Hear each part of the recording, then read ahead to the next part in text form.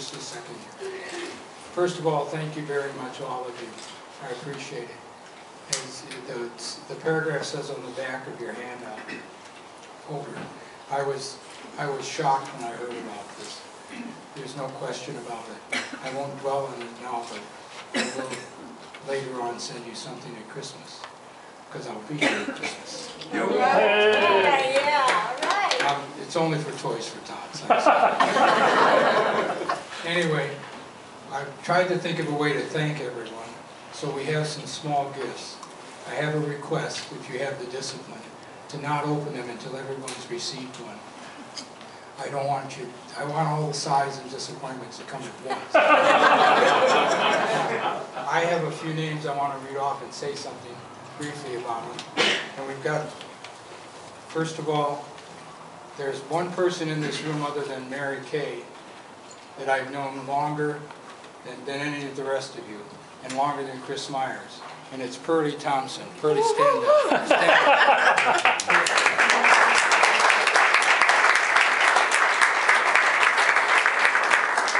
I forgot to say hold your applause till tomorrow. Anyway, Pearlie ran the scout shop in Seattle. And I met her before I met Chris Myers. And when we finally got to be a little friendlier, when I say friendlier, I mean friends, I used to like to play a joke on the other people in the scout shop. So there'd be a lot of young mothers there, like my daughter-in-law, Kenny, and they'd be there with their kids getting Cub Scout things. And I used to go up and put my arm around her and say, you know, I've known this woman since she was young and good-looking. And she would nudge me, and all these young mothers would look at her like, when are you going to have him arrested? And so, like I said, she's been a special friend. Whenever Chris has needed something, I would just call down. She had everything packaged up. And the red shirt that everyone has admired, this is the very last shirt that you sold, isn't it, with these buttons? She called me up and said, get rid of that hunting junk and come down and get this shirt. So I wanted her to be here. She's as much a part of Scouts as Chris or anybody else here. The second person that I want to introduce is much older than Pearlie, much older than all of us. He's a veteran of the war between the states. His name, he and Jack and Diana Seals. Jack's behind me. Jack stands up.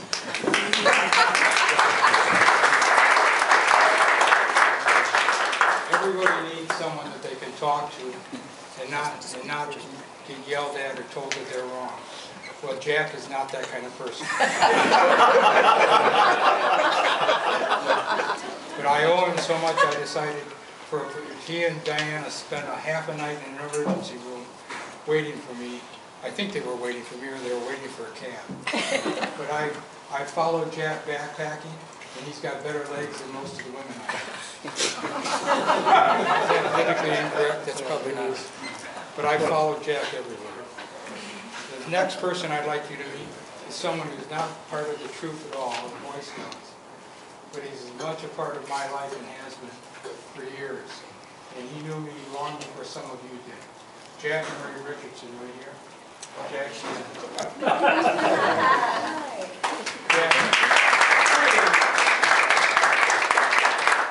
Again, Jack is one of those kind of people that God must have sent for a counselor.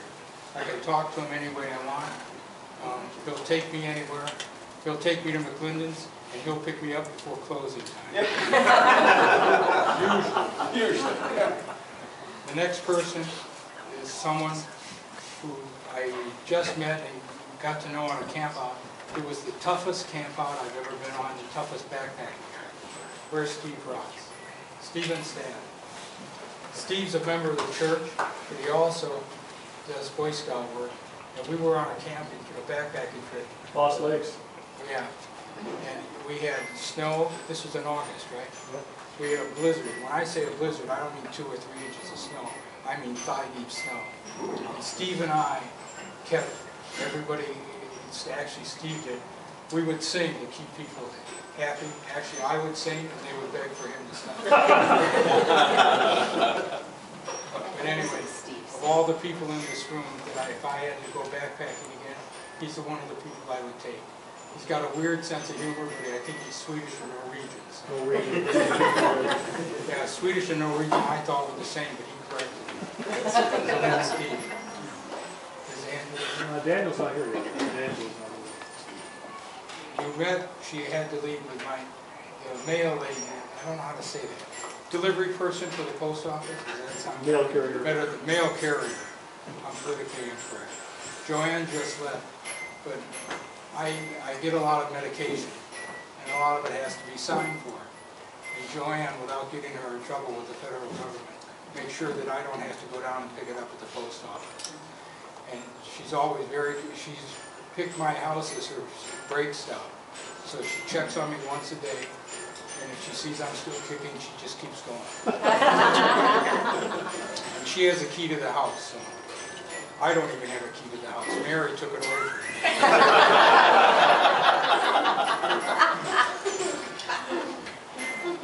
You all know that I'm fond of Westerns and history. And there's a John Wayne movie that I like called The Cowboys. And in the John Wayne movie,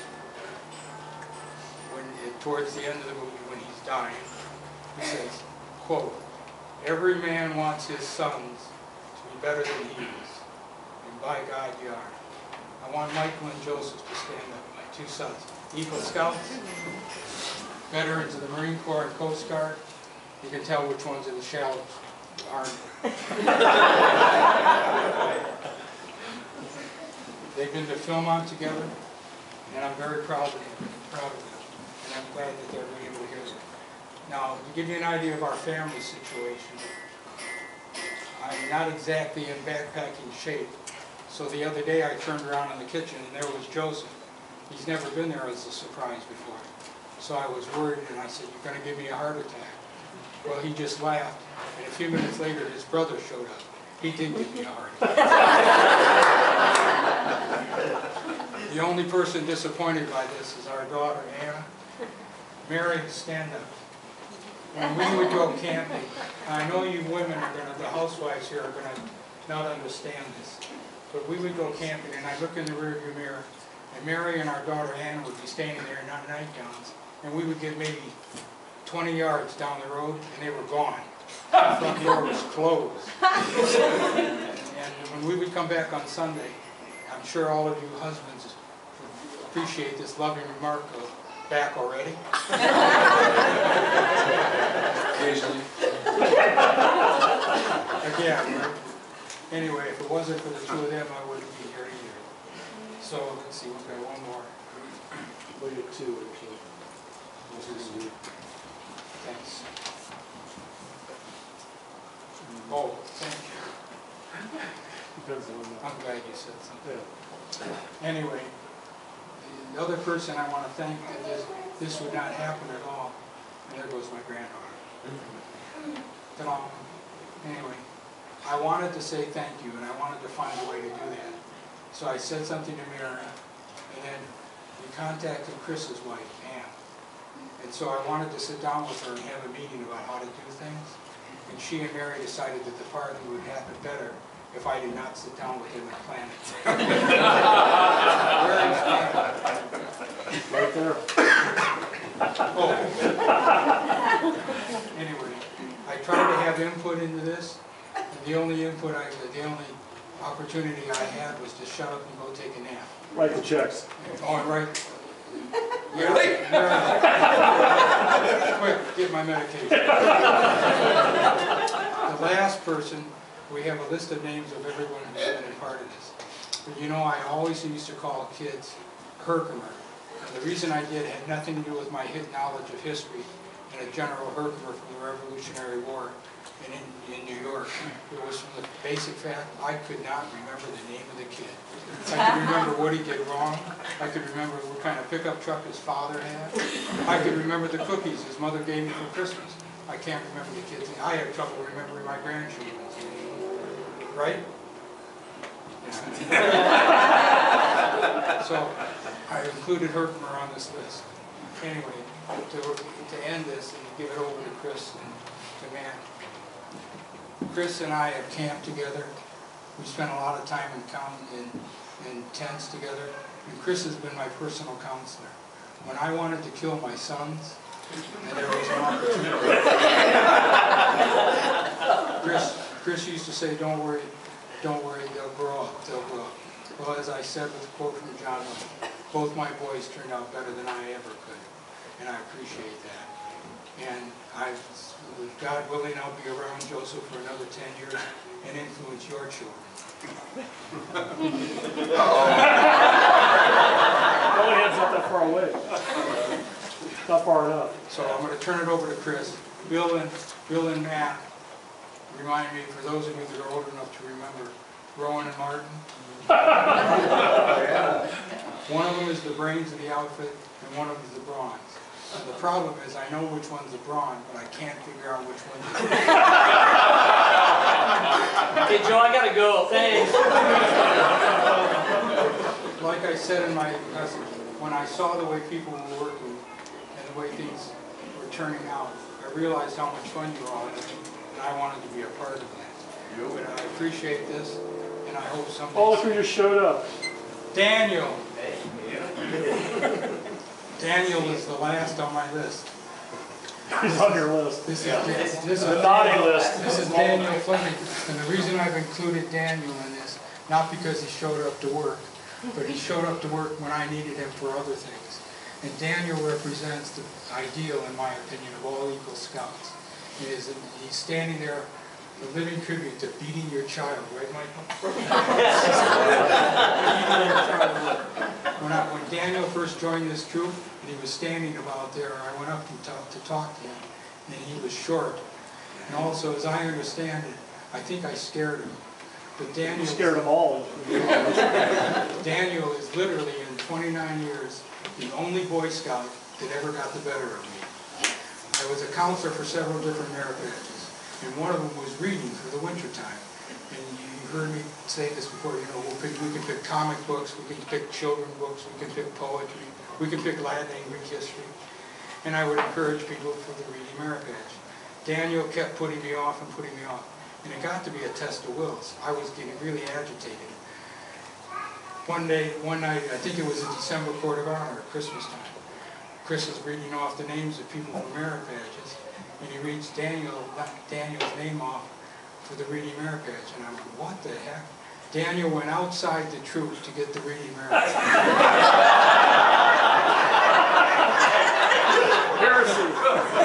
I was stunned. He's the smartest kid in this room. And the only one who had the intestinal fortitude to do, and he did it with a smile. That's the other problem. I always doubted him. He's always smiling, and it bothers me. Daniel's a college graduate. He spent, what, 2 or 3 years in Latin America? Yeah, about a year and a half in Costa Rica. Last, year and a half ago. Well, you know, the Army still needs a few good men. Yeah, that's what I hear. I wanted Daniel to be here because, to me, he represents the ideal Eagle Scout. And I hope all of your sons grow up to be half as good as Daniel. Thank you for your patience. Bill Dennis, I'm sorry. I got this post right here. So I'm Bill Dennis, this is Matt Ianga. Yeah, we were walking around summer camp. He's got cliff notes for me. In August of 2014, we were walking around summer camp, and we recognized the need for a cooking shelter. A little history, most of you probably know, we had just finished restoring the cabin that's up there, which is at the site where we stay all the time. And Matt's like, I don't know if the guys really want to take on another big project. So, recognizing I'm standing next to Matt, I realized if I put the idea out there, most of the work would get done. So I went in and said, why don't we actually honor a great man who's given so much to us, and why don't we see about doing this in Lamonica? And you can kind of see that we had hit a nerve there, a couple people walking with us. We all decided that sounded like a good idea, so we kicked the idea around a little bit, and there was immediate buy-in. Joe means a lot to us. I'll see you over there, Joe. I'm hiding from you. Joe means a lot to everybody here. Obviously, there's a lot of people that aren't in this room. When we sent out the letter talking about this project, we had donations coming from previous scouts and families that have been involved. This was all done with private donation. The troop didn't throw any money in there. All the labor was voluntary labor from the people involved in this troop that wanted to be a part of it.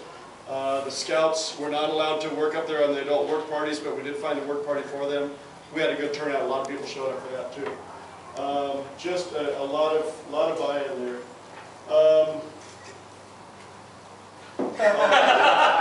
And with that, I turn it over to Matt.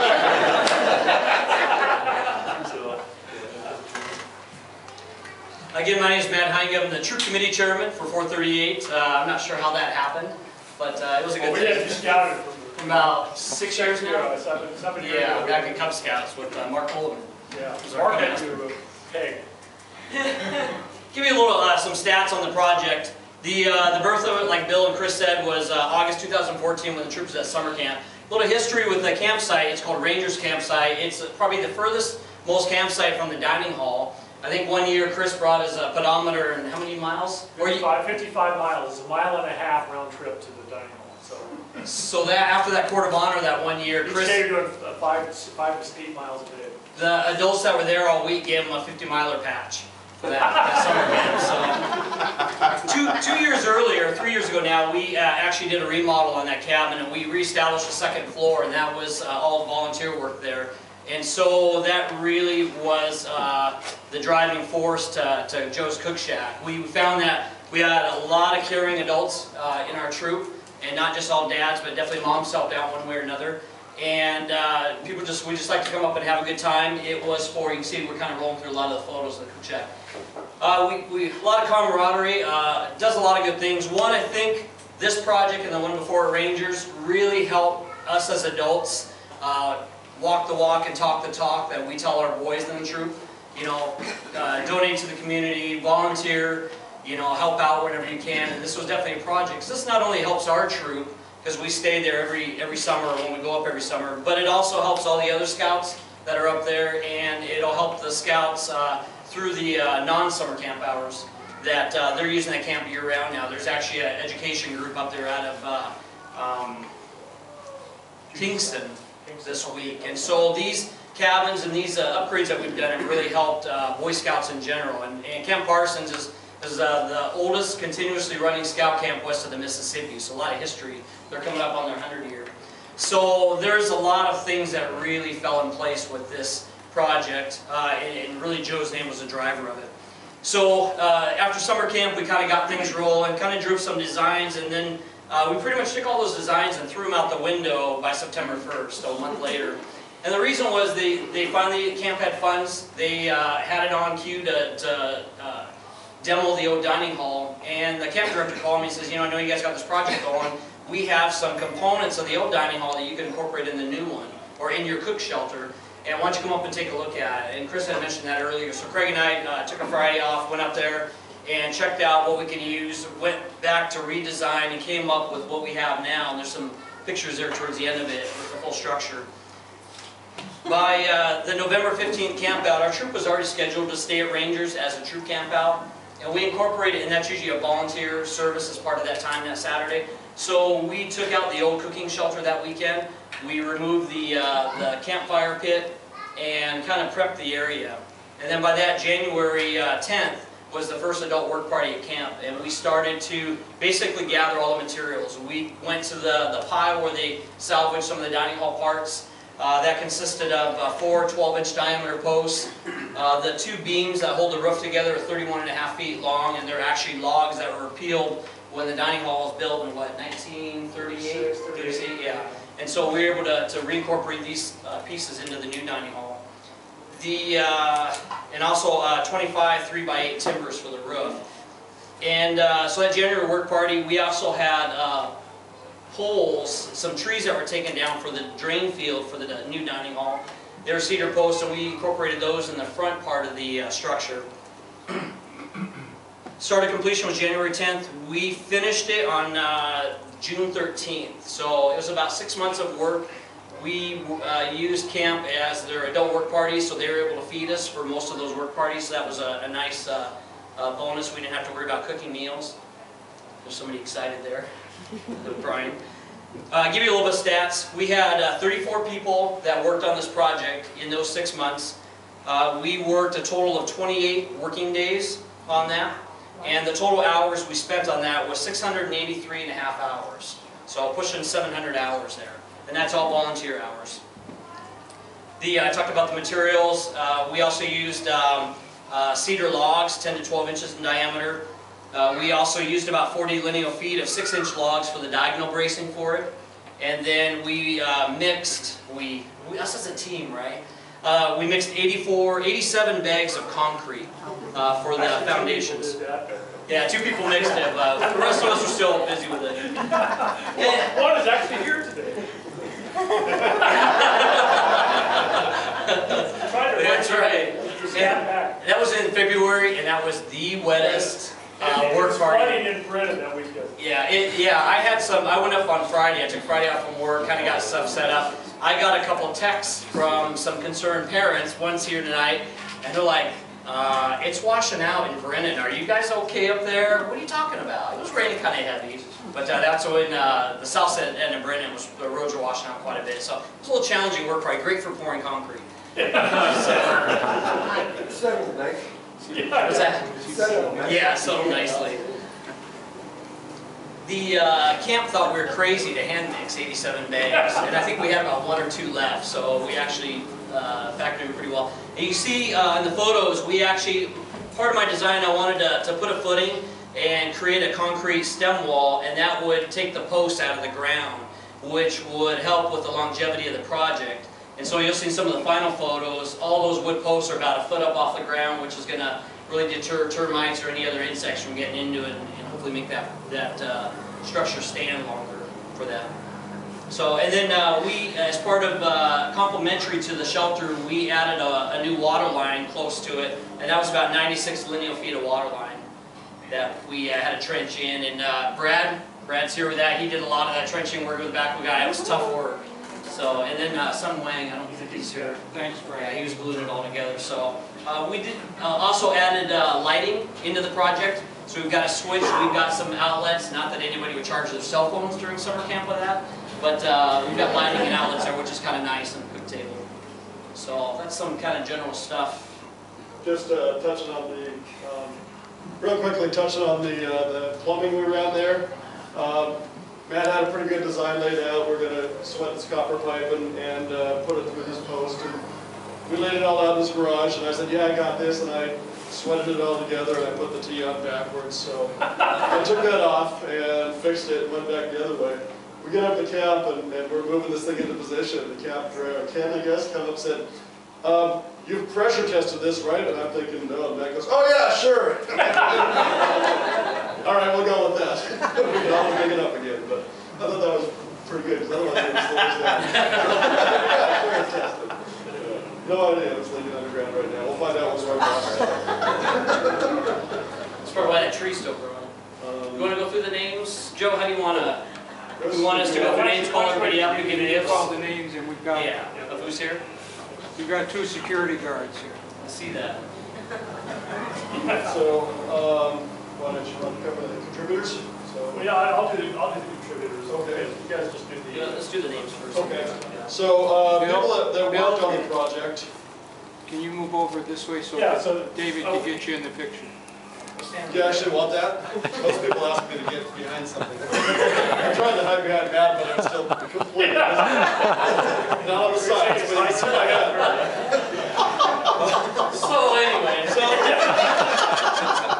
The bonding company wants. Let's see, so the workers we had up there, Eldon Althauser. so if you call your name, come up. Elton's not here. Elton's not here, that's right. Michael Arau. Bruce Arpton. Jason DeSalle. Nick DeSalle. Old Dennis. Chip Dennis, he's on sick right now. Phil Fordyce. Brian Fulton. David Goldberg. Andy Graham. Craig Grossinger. Bob Geimer.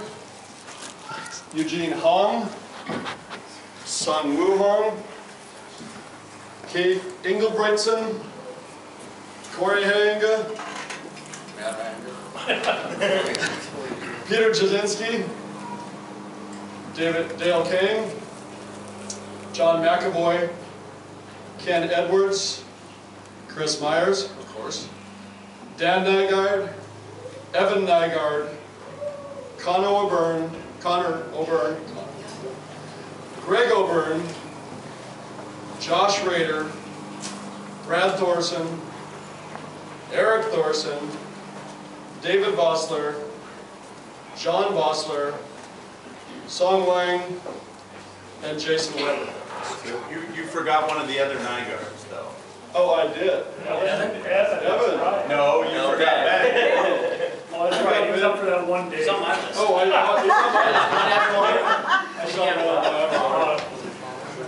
So just to keep Bill in line, I actually had a tracking list, so we can really make sure he's staying on track with it. You did fine. Hey, two names that you probably didn't recognize was Keith Engelbritson. He's the camp ranger at camp, so he lives there full time, and he was actually a big supporter. He's been in scouts, he's worked on staff. He helped out quite a bit in the off times we weren't there. One of the first things we did after the trip was we cleared a bunch of brush, and we found there was a whole bunch of tree roots and stumps in there. So he came up in those couple months before January and actually took the camp Kubota, worked out all the tree roots, got all that area, so it was a lot easier for us to dig. And he helped us every work party one way or another up there. So obviously he's still at camp, but I just wanted to throw that, give him some recognition there. And then also Ken McEdwards. Ken McEdwards is a camp director. He was basically the yay or nay of the project. He's been camp director for over 20 years. He started back in 1995. I remember him his first year. So he's got a great love for the camp. He thought this project was great, and he was one that came up with the idea of incorporating the dining hall components to it. And so without both of their help, we would have really struggled, especially lifting those 31-foot beams. So they brought a backhoe up to help us out. So they were big contributors as well. So it wasn't just necessarily the people in this room or Troop 438, but I think it's really a testament to how important scouting is and how much people believe in the program and how they want to help out as well.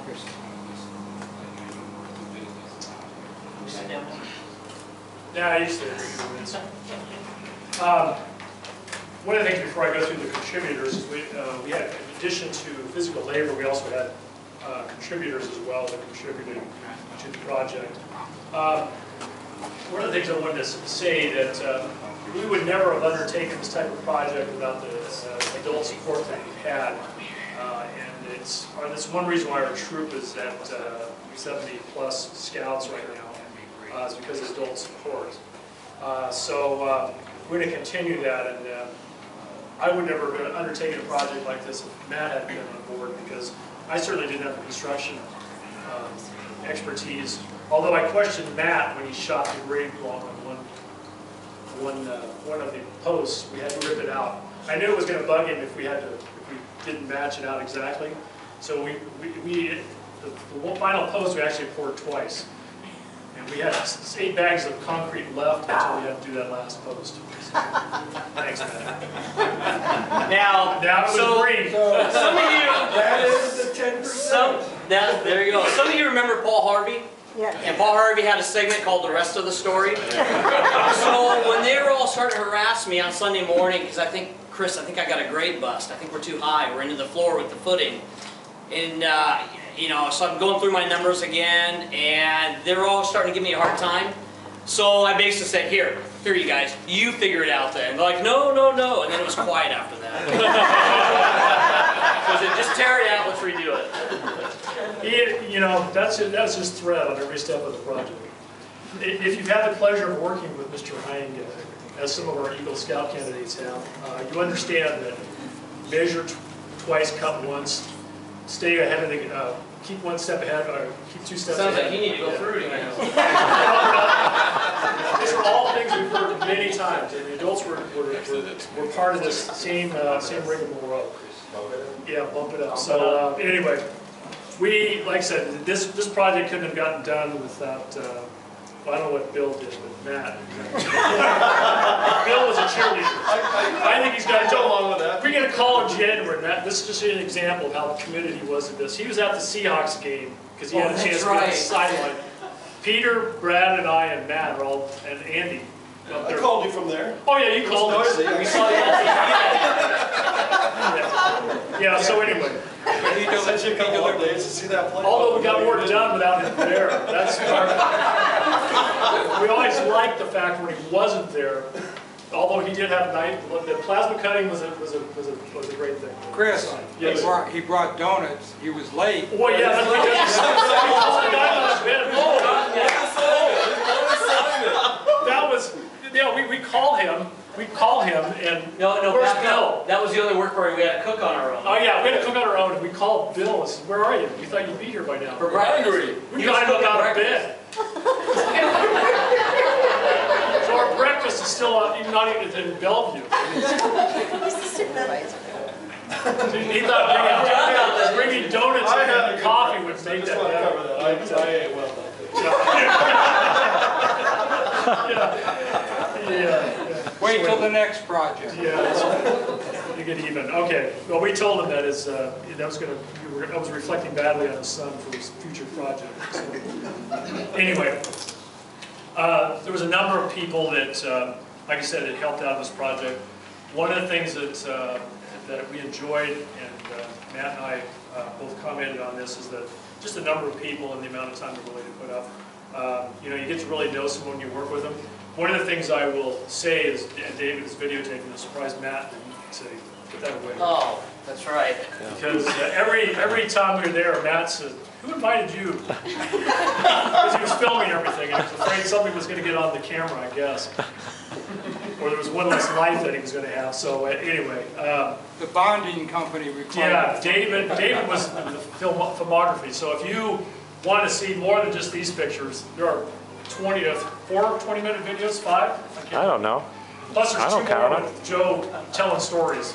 We dragged him out in May and June, and The Mountain Man story. he kept telling us, so I don't think I'm going to last very long, and 3 hours later he's still talking, so. Everybody that's been there understands what I'm talking about. True story. True story, yeah. So, anyway, those are, if you get out there, do look at the videos, because they're very interesting. They kind of go through it, and there's a lot more to picking up the logs and moving them than we're actually here.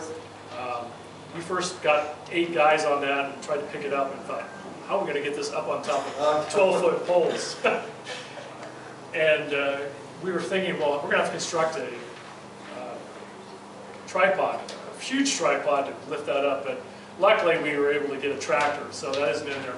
That's part of the reason why Scouts were not involved in this project, because there was a lot of heavy equipment. And I will say there were probably some, we don't get the chainsaw safety portion of that. We had a couple times where we were cutting things, trimming. Andy always did a good job. He still has all his fingers, right? So anyway, it was great to see how everything, we'd encounter a problem or an issue, and we'd figure out how we were going to fix it and get it. And so I appreciate that time. And you know, I was kind of missing that. I had project, not deja vu, project, not lust, but I mean, project, when it fell off, I had my weekends back, and I thought, what am I going to do with them? So, anyway. Sorry, Pam. What do you got, another project? Okay. Anyway, contributors. That was my part of this. Martha Bailey, David Ray, either one of those are here. Sid and Manisha Damani, they moved to Little Rock. Rohit Ganguly, David and Barbara Heimbach, who was a neighbor of Joe's, and Dr. Heimbach has been a friend of yours for Long time. 10 or 15 years, you know, long time. David Herbig, his son was Eagle Scout and SBL. Joseph and Michael Lamonica, Terrence Liu, Sean Liu, Holly Marr, Sam Marshall Spitzbart, Sarah Newsom, Mark and Colleen Oleman, Terry and Kathy Tushiyama, Ernie and Karen Velton, Yoon and DeFaith Yang, and Matt and Libby Euskaitis. So, like I said, it was a great thing, everybody coming together on that. We appreciate it. This is kind of the get together. We thought it'd be an opportunity. You know, we always like throwing parties, and getting together. So I always enjoy meeting people again that I haven't seen in a while, in some cases. Chris? So, yes. Also, I forgot to thank Karen Belton for her role in this, in that little plaque. Oh, right. That started. Actually, if you look at over the fireplace, and one of these, and there's a picture out there, but one of over the fireplace, we found a mantle that used to be up in the dining hall that we reinstalled right there. And there was a plaque over the morning prayer was right over there. It's dedicated to Joe Lamonica, and we screwed it right into the wall, so nobody will ever take it out. In that, we just wanted to recognize Joe, and the last story I'll tell is one that I just experienced last weekend. I made Connor Collini and who else was there? James Mintier. We were coming back from those Wallops. We'd gotten an email that said, "Oh, there was a tree that almost hit Rangers." And I'm thinking, it almost hit that shelter. And so I thought, what tree was it? So anyway, I went out there, and it wasn't even close, so that was a false alarm. But we ran into a troop that was camping there at Rangers, and they had gone to summer camp, and they said they enjoyed it so much, they decided to come back in the fall. And they said, "Please thank whoever did all this." And I said, "You can thank you, me." Bill. I didn't do all the work, but I know the people that did, and I'll pass that on, so I thought I'd pass that on. They said every report we got was that troops thought that was the greatest thing, having a shelter. You know, you can get 3 picnic tables in there. There is never a shortage of that. Unfortunately, the fire pit that we built was never used this summer because they never had any fires. After we went, that really wet spring turned into a very dry summer. So, Chris, may I say one more thing? oh yeah, sure, Joe. No, stay where you are. Okay. You know, Mary just reminded me there's dessert. So, I'm sorry, what? So don't leave. Yes, so don't. You got lots of food to eat, guys. Can't leave without eating. The reason for that is Chris is not supposed to have apple pie. That's Don't why let I watch you guys him eat. take it home. Secondly, the gifts that I gave are small, and I understand that they look small. But to give you an idea before you open them, I'll give you a hint of what's in there. Franklin Delano Roosevelt's cabinet was paid in the same manner that you're being paid. And John Fitzgerald Kennedy's cabinet was paid in the same way. So I figured if it was good enough for them, it was good enough for you. You may now open your gift. Hey, Joe. Joe, you want to Angela just name? Angela Lee. Oh, She's right over there. Angela, come in. Let me start. This is Angela Lee and her son. Angela is the creator of a quilt that I have. I have a few things hanging in my house. As you know, I like to collect things. And I have 2 walls that are scout walls. And very prominent in that scout wall is a quilt that Angela made. And I've never really thanked her properly. So today you can have a piece of pie. Thank you very much. Okay, this is up back to Chris or David. Thank you. I had a question about the structure, Matt. I noticed